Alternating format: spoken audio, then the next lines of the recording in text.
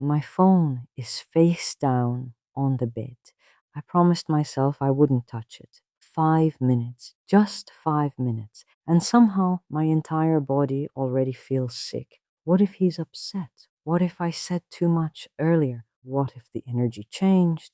God, why did the energy change? I grab the phone again. Nothing, no message. My chest tightens instantly. There it is, that horrible dropping feeling inside my stomach. He's losing feelings. I know it. No, calm down. People are busy. Normal women don't stare at last seen online like it's a life or death situation. So why am I like this? I throw the phone beside me. 1 minute later, I pick it back up again. Still nothing. Now my brain starts spiraling. Maybe I sounded needy earlier. Maybe I ruined the mood. Maybe he regrets opening up yesterday. Maybe he realized I'm emotionally too much. Maybe.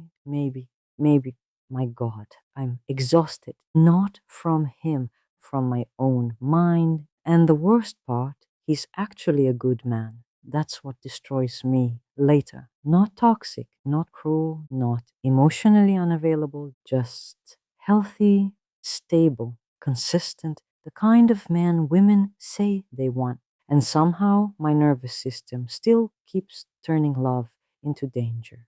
When we first met, I remember feeling suspicious of his calmness. No games, no disappearing, no emotional chaos. At first, it almost felt boring. And that terrified me because I didn't understand yet that peace feels unfamiliar when your nervous system grew up inside unpredictability. My childhood flashes through me in tiny moments, trying to be the good girl, trying not to upset anyone, trying to earn warmth, trying to feel chosen. Love always felt conditional, somehow fragile, temporary. So now every relationship feels like something I must constantly protect from collapse, even when nobody is attacking it. Three dots appear on my screen. My heart races instantly, then disappear. No message. My chest physically burns. This is insane. Why does one disappearing text bubble feel like abandonment? I type, everything okay? Delete, too needy. Again, hey. Delete, too eager. Again, are you upset with me? Delete immediately. Jesus Christ. Who even am I inside relationships? Finally, his message arrives. Sorry, babe. Busy day. 4 words, that's all. And suddenly relief floods my body so intensely I almost cry. Relief from a normal text. Why does reassurance feel like oxygen to me? At dinner, 2 nights later, he's telling me a story from work. I'm trying to listen, really listen. But my brain keeps scanning his face for danger. Did his tone change? Why does he seem quieter tonight? Is he tired or emotionally pulling away? Did I talk too much in the car? Should I be softer, more fun, sexier? I laugh at the correct moments, smile warmly, touch his arm gently. Meanwhile, inside my mind, keep him happy. Don't ruin the mood. Don't become difficult. Don't scare him away. My God, I'm performing love instead of living it. He reaches for my hand across the table, warm, steady, safe, and still my brain whispers, what if one day he stops? I can't even enjoy love because I'm too busy preparing for loss. One night it gets really bad.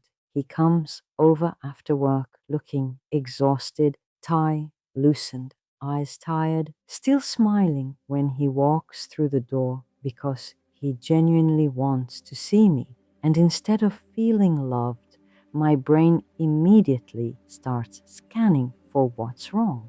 Why does he seem quieter? Why didn't he kiss me longer? Why did his hey beautiful sound distracted? Why didn't he text as much today? There it is again. That panic, that horrible, invisible panic. We sit on the couch, and I can already feel myself building the conversation in my head before it even starts. Don't do this. Please don't do this again. But fear is louder than logic when anxious attachment takes over.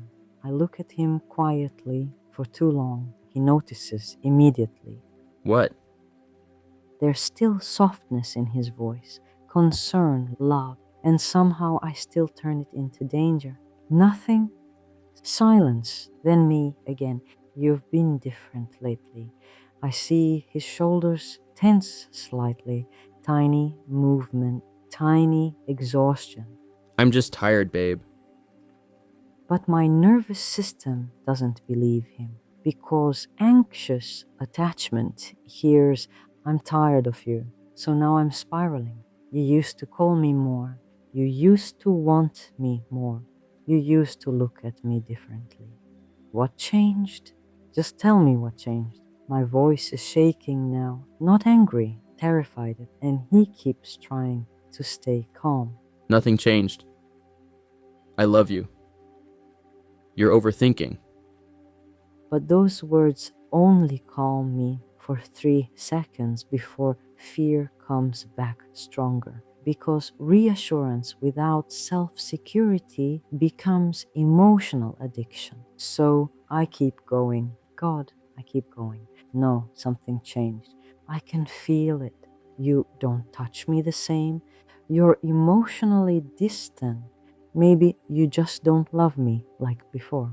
His face changes then, not anger, sadness, exhaustion, like somebody slowly drowning emotionally. And suddenly he stands up, quietly, no yelling, no fighting, which somehow hurts even more.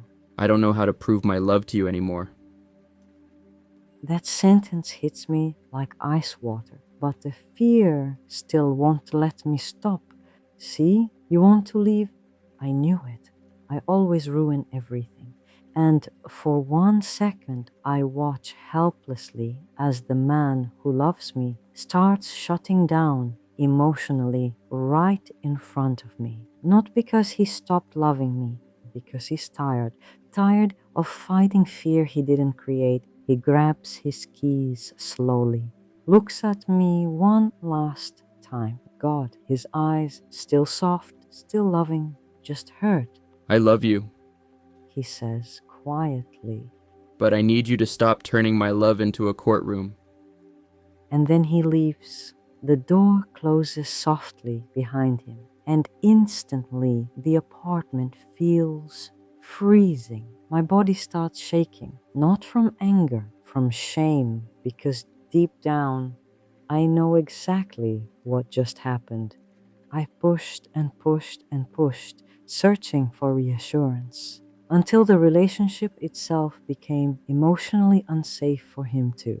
I slide down against the kitchen cabinets, crying into my hands. My chest hurts physically because anxious attachment doesn't just fear abandonment. Sometimes it accidentally creates the very distance it's terrified of. The next morning, my eyes burn from crying. Phone beside me, silent. Of course, this is it. I finally destroyed it. I knew I would. Nobody can survive loving somebody this emotionally exhausting forever. Then suddenly, my screen lights up. My heart stops. His name. My hands shake opening it. Good morning, beautiful. I know last night was hard. I'm not leaving you. But we need to learn how to stop fighting each other when fear shows up. I love you. Let's figure this out together. And suddenly I start crying all over again.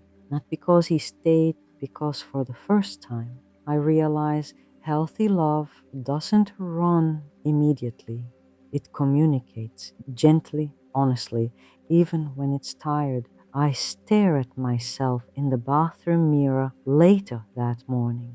Swollen eyes, mascara stains, and suddenly the truth arrives so clearly it almost makes me dizzy. I don't know how to receive love without fearing its disappearance. Silence fills the room, and suddenly my entire life starts making sense. The panic, the overthinking, the emotional monitoring, the constant need for reassurance, the fear of silence, the obsession with tiny changes in tone and energy.